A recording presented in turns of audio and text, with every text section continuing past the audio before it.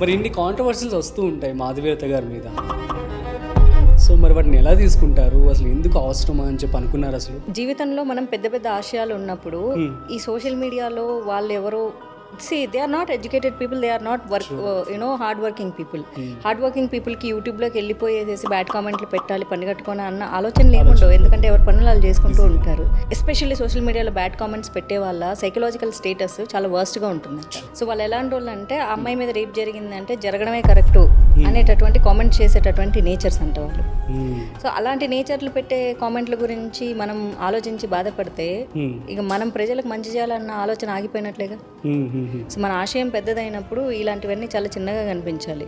యుద్ధం చేసేటప్పుడు మన సైనికులు చనిపోతారని చెప్పేసి వెనక్కి ఆగిపోతే అప్పుడు యుద్ధం ఎవరు చేస్తారు? నేనేం చెప్తా అంటే, లైఫ్లో విజయం సాధించాలి అంటే ఎవరో అబ్యూస్ చేస్తున్నారు, సోషల్ మీడియాలో యూట్యూబ్లో కామెంట్లు పెడుతున్నారు అని చెప్పి ఆగిపోతే మనం ఇక్కడే ఆగిపోవాలి. అప్పుడు నోరు మూసుకొని పెళ్లి చేసుకొని పిల్లల్ని కానీ ఇంట్లో కూర్చోవాలి తప్ప ఇక ఆశయాలు పెట్టుకోకూడదు. మనల్ని ఎవరు కామెంట్ చేయకూడదు అంటే మనం బయట ప్రపంచానికి కనిపించకూడదు. బాస్ వాలా, బీ ద బాస్.